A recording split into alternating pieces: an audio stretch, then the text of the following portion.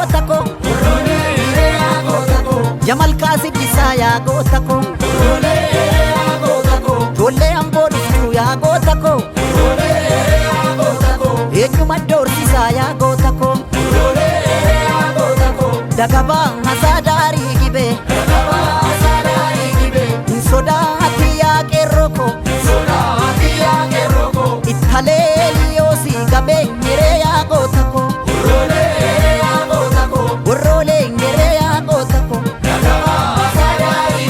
Dagabaa hasaa daarii gibee Insodaati yaa qeerroo ko